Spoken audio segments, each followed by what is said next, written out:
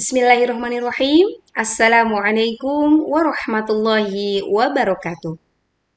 Alhamdulillahirrabbilalamin. Asyhadu an la ilaha illallah wa asyhadu anna Muhammadan abduhu wa rasuluh. Alladzi la nabiyya ba'da. Rabbi syrah li sadri wa yassir li amri wahlul 'uqdatam min lisani yafqahu qawli ya fattahu ya alim. Subhanaka la ilma lana illa ma 'allamtana innaka antal alimul hakim. Ayah dan bunda yang dirahmati Allah Subhanahu wa taala, semoga senantiasa berada dalam kelapangan, kesehatan, terutama nikmat iman dan Islam. Tentunya dengan segala kebaikan tersebut, mari kita sama-sama bersyukur kepada Allah Subhanahu wa taala. Dengan rasa syukur, segala nikmat dan kebaikan itu insya Allah akan Allah tambah dan tambah lagi. Dan tentunya semoga juga meningkatkan keimanan dan ketakwaan kita. Ayah dan bunda yang dirahmati Allah Subhanahu wa taala, tidak lupa mari bersama-sama kita lantunkan salawat dan salam semoga terlimpah curahkan kepada baginda Rasulullah Muhammad sallallahu alaihi wasallam selaku uswah dan qudwah kita, suri tauladan terbaik bagi seluruh umat manusia sepanjang zaman dan sampai kepada seluruh keluarga, sahabat dan seluruh umatnya tanpa terkecuali. Dan semoga kita semua juga masuk di dalam barisan umatnya yang Rasulullah Shallallahu Alaihi Wasallam rindukan. Ayah dan bunda yang berbahagia, apa kabarnya hari ini? Alhamdulillah kita bisa bersilaturahim. Sebelumnya barangkali perlu kiranya saya memperkenalkan diri. Sepertinya memang beberapa ayah bunda atau bahkan mungkin mayoritas belum bertemu dengan saya dan belum mengenal. Kita kenalan terlebih dahulu nih.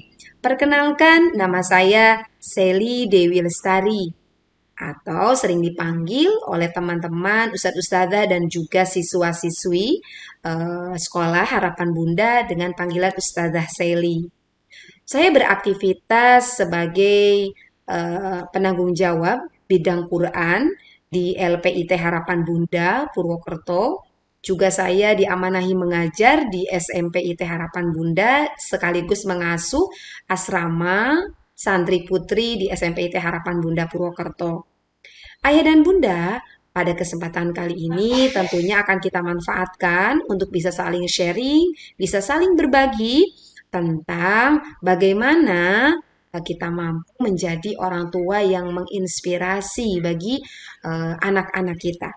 Baik kami sebagai guru yang menjadi orang tua ideologis bagi Ananda di sekolah, maupun ayah dan bunda yang merupakan orang tua biologis dan tentunya juga ideologis, dan tentunya juga orang tua yang kemudian memiliki posisi dengan garda paling depan untuk mendampingi pendidikan anak, untuk membimbing tumbuh kembang Ananda selama di rumah atau bahkan di sepanjang jalan hidupnya.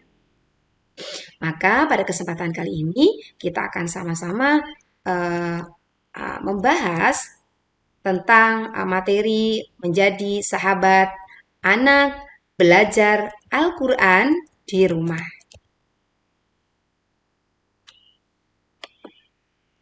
Ayah dan bunda,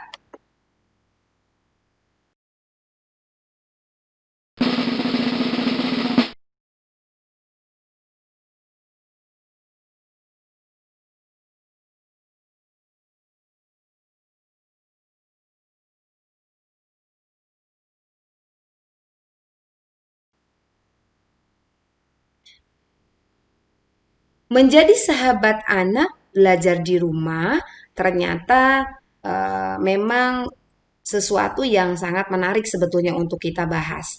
Kenapa dikatakan demikian? Karena ternyata anak merupakan investasi tiada henti.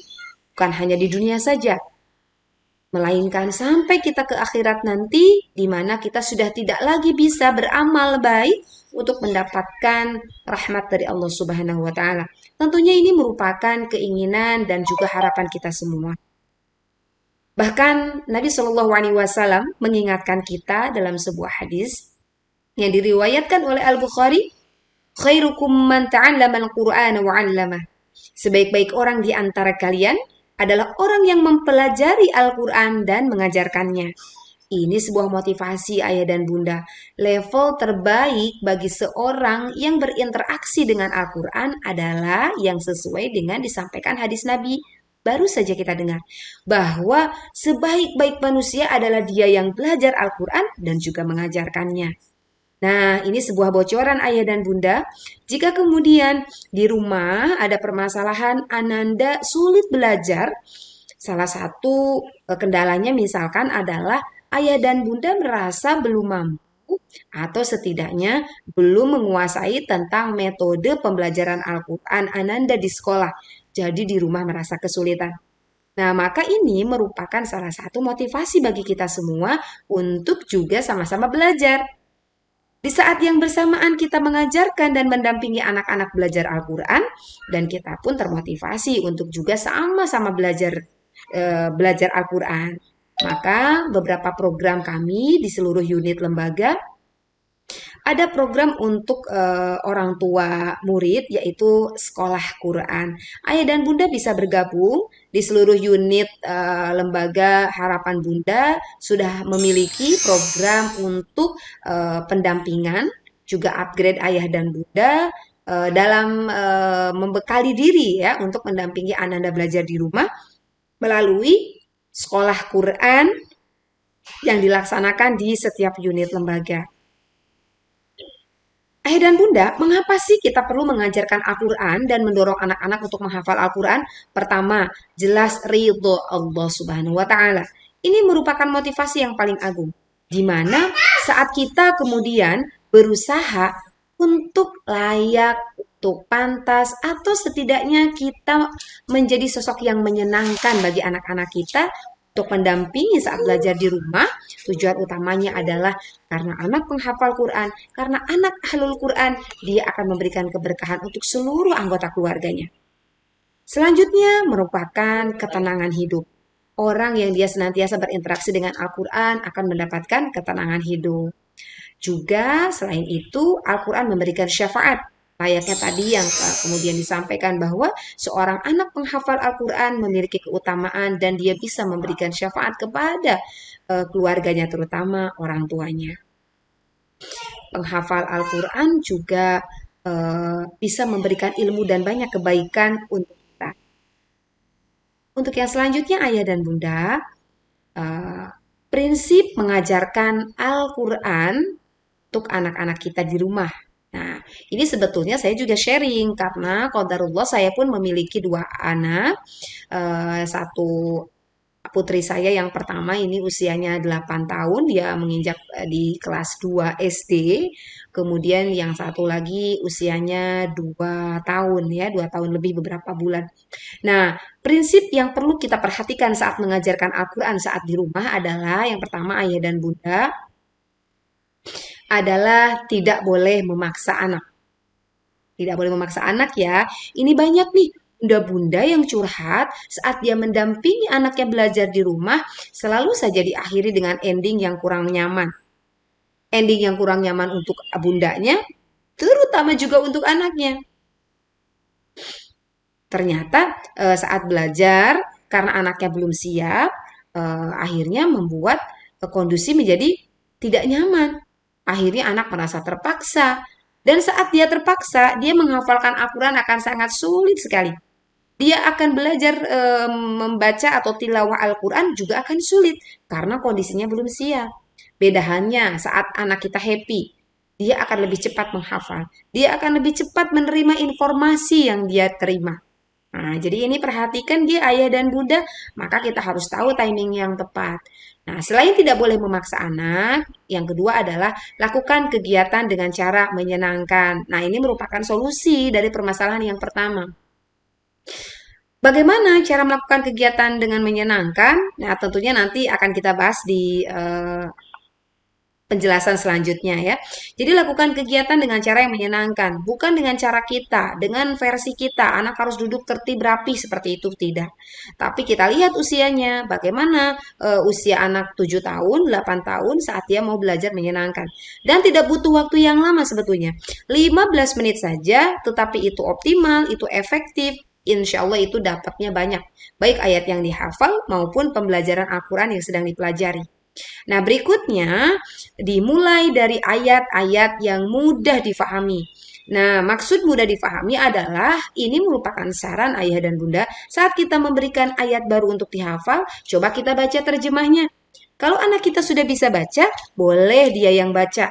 Lalu kita tanya, yang kita hafal ini menceritakan apa sih?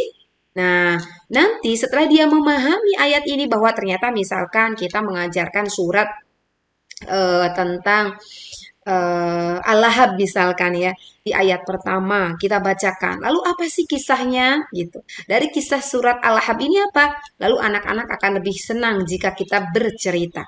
Ini sebetulnya juga ada di dalam metodologi pembelajaran tilawah Al-Quran metode Wafa, yaitu di mana guru akan mengajarkan materi baru atau huruf-huruf baru, itu diawali dengan kisah inspiratif pembangun karakter. Sehingga harapannya saat anak bertambah ilmunya, bertambah huruf yang dia ketahui, bertambah ayat yang dia hafalkan, maka bertambah baik pula akhlaknya.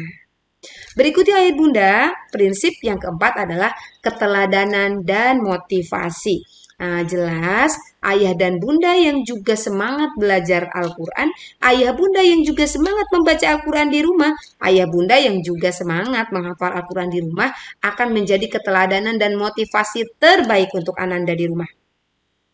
Jadi, saat mengajak Ananda belajar Quran, membaca Quran, menghafal Al-Quran, jangan terkesan menyuruh, tetapi mengajak. Kalau mengajak berarti kita termasuk di dalamnya. Alhamdulillah, syukur-syukur saat kita mentalaki, mentalaki itu mencontohkan untuk diikuti oleh anak kita pun ikut hafal. Maka bagus sekali kalau kita 1-2 ayat lebih awal hafalnya daripada anak kita. Jadi anak kita menilai kita itu, oh ayah sudah hafal ya, bunda sudah hafal ya. Jadi tidak ada alasan mereka untuk tidak menghafal. Karena banyak nih anak-anak yang curhat. Ah, ayah bunda juga tidak menghafal, ayah bunda juga tidak baca Quran, ayah dan bunda juga tidak bisa. Nah, ini biasanya menjadi kunci anak-anak untuk tidak mengikuti program kita untuk Quran ini. Nah, ayah dan bunda, selain dari prinsip-prinsip mengajarkan Al-Quran, kita juga perlu mengetahui tentang kunci keberhasilan mengajarkan Al-Quran. Yang pertama, ini kuncinya ayah bunda. Suasana senang dan membahagiakan akan membantu anak untuk mengingat hafalannya dalam waktu yang lama. Dengan demikian, anak akan berinteraksi dengan Al-Quran dengan perasaan cinta, keterikatan, bukan keterpaksaan. Maka ayah dan bunda harus tahu timing yang tepat untuk mengajarkan Al-Quran. Ya memang ini timingnya tidak sama ya antara anak yang satu dengan anak yang lainnya karena memiliki eh, kondisi yang berbeda-beda begitu ya. Maka ayah dan bunda yang lebih paham, maka kita cari waktunya. Cari saat dia happy, cari saat dia betul-betul dalam kondisi alfa gitu. Alfa itu bukan lupa tidak ingat, tetapi dalam kondisi saat dia mendapatkan informasi, saat dia mendapatkan instruksi, dia mampu menerimanya dan mampu melakukannya dengan senang hati.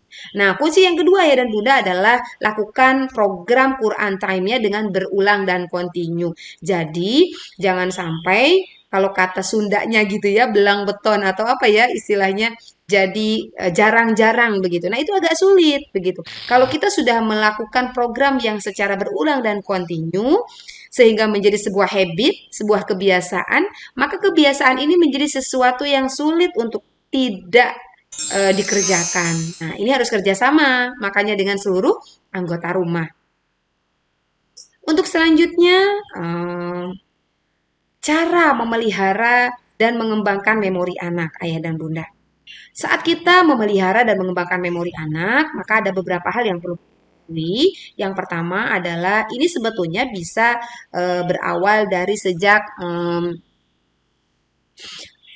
kita ibu mengandung ya dari sejak anak berada dalam kandungan sekalipun misalkan ini sudah terlambat barangkali yang sudah tidak memiliki apa dalam artian anak-anaknya sudah besar begitu ya tetapi ini ada motivasi barangkali nanti punya anak lagi yaitu diperdengarkan bacaan Al-Qur'an sejak di dalam kandungan. Ini sangat penting sekali karena organ pertama yang berfungsi janin di dalam kandungan itu adalah organ pendengarannya. Maka perdengarkan hal-hal yang selanjutnya adalah kenalkan Al-Quran sedini mungkin. Gitu. Jadi bagaimana kemudian ayah dan bunda mengenalkan Al-Quran lebih lebih awal ya. Artinya kapan misalkan ada yang nanya kapan kita mengajarkan Al-Quran pada anak? Sebetulnya tidak ada batasannya.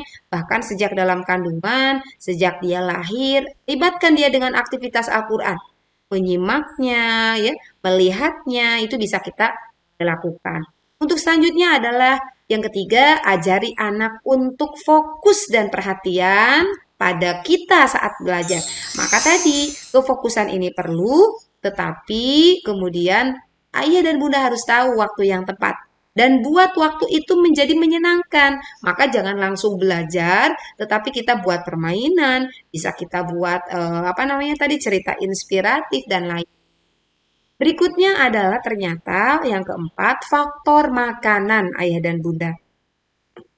Faktor makanan ini ternyata berpengaruh pada terpeliharanya kemampuan memori untuk bekerja. Maka anak-anak di rumah selain dari ini memang juga sunnah Rasulullah Shallallahu Alaihi Wasallam, makanlah yang halal dan baik, halal dan thayyib gitu ya. Maka di sini baik dari kandungannya dia memiliki unsur-unsur yang mampu menunjang tentang terpeliharanya kemampuan memori.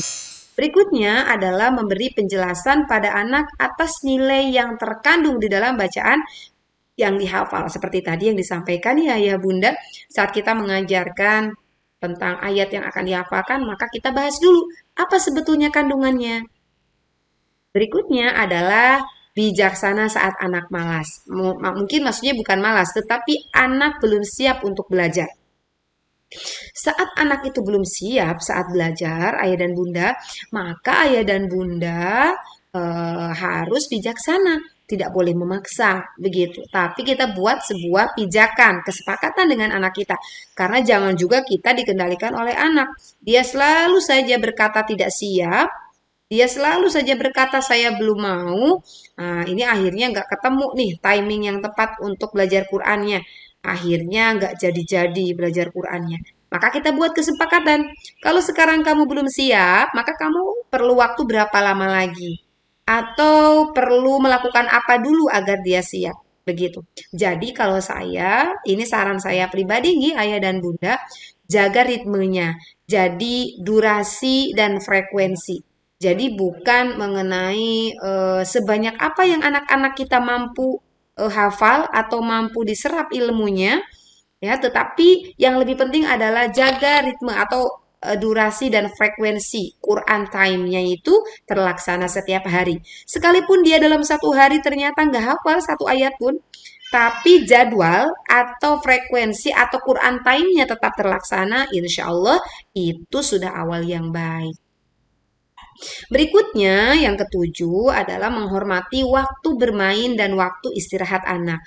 Jadi, karena memang anak ini dunianya adalah main, maka kita libatkan anak-anak kita di dalam aktivitas menghafal Al-Quran ini dengan juga sesuai tumbuh kembangnya. Kalau misalkan mereka memiliki waktu saat belajar Quran, mereka pun punya hak untuk bisa beristirahat dan juga bermain gitu. Jadi kita harus membuat schedule-nya, membuat jadwal dan itu kita sepakati, bukan kita yang membuat, tetapi bersama-sama dengan yang selanjutnya ayah dan bunda yang kedelapan adalah jauhkan unsur-unsur yang dapat mengancam psikologi anak, celaan dan tekanan. Misal kalau dia belum mampu menghafalkan ayatnya, maka jangan kemudian kita menimbulkan rasa kecewa dan akhirnya timbul kata-kata atau mimik muka yang kurang menyenangkan. Ini akan merusak syaraf-syaraf dari anak kita, terutama juga syaraf memorinya. Maka saat dia belum siap, kita bersabar. Lalu kita cari waktu lagi dan buat waktu itu. Bukan hanya ditunggu waktu produktifnya, tapi diciptakan. Maksudnya dibuat, kita bangun waktu itu. Nah, maka ketika ada anak kita yang misalkan dia belum mampu menghafal satu ayat misalkan, kita tetap apresiasi. Kalau ternyata dia baru bisa setengah ayat, tetap kita apresiasi. Jangan mengatakan bahwa kamu satu ayat pun belum hafal. Bagaimana ini? Misalkan begitu. Nah, ini adalah sesuatu yang perlu kita perbaiki. Maka terus motivasi dan apresiasi. Motivasi, apresiasi. Itu bukan kemudian kita menekannya. Gitu ayah bunda. Nah, yang poin berikutnya adalah yang kesembilan, yaitu ciptakan kreativitas di dalam menghafal Al-Quran. Jangan menghafal Al-Qurannya selalu monoton. Menghafal Al-Quran tidak selalu ditalaki. Ditalaki dicontohkan mengikuti dengan tertib lalu dia bisa. Anak bukan saatnya seperti itu. Anak butuh bermain dan menyenangkan. Bisa jadi aktivitasnya misalkan hanya dengan mendengarkan audio. Bisa jadi aktivitasnya misalkan dia melihat film, melihat kartun tapi yang memang ada murotalnya. Ini juga merupakan salah satu modifikasi. Termasuk juga saat belajar Al-Quran ya. Kalau anak kita baru mengenalkan huruf hijaiyah, maka kita bisa menggunakan flashcard, kartu ya yang menyenangkan. Kita bisa main umpet-umpetan kartu. Coba kita cari di mana huruf jim, di mana huruf k, di mana huruf hamzah ya, di mana huruf mata, saya begitu. Seperti itu. Kita buat gambarnya dan sebagainya. Ya. Yang berikutnya adalah tidak kalah penting yang ke-10, ciptakan motivasi agar anak cenderung menyukai aktivitas menghafal. Jadi kita harus selalu mengapresiasi capaian yang dia dapatkan berapapun hasilnya. Itu ayah dan bunda. Dan ini adalah pamungkas dan yang paling menentukan yaitu adalah doa. Ya, maka ayah dan bunda jangan putus selalu berdoa dengan tulus untuk kebaikan dan keberkahan anak-anak kita. Yang menjadikan mereka mampu, yang menjadikan mereka bisa adalah bukan kita dan bukan juga karena kecerdasan anak kita, tetapi karena Allah yang melapangkan, karena Allah yang gitu ayah dan bunda.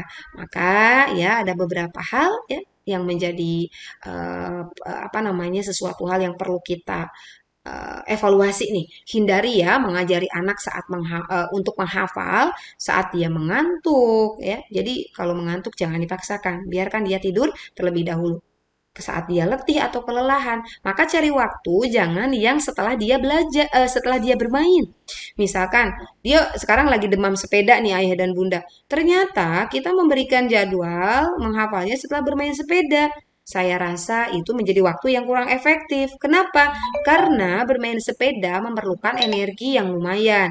Kalau kemudian selanjutnya menghafal dan belajar Quran, anak-anak tidak akan mampu dengan efektif mengikuti jadwal Qur'annya.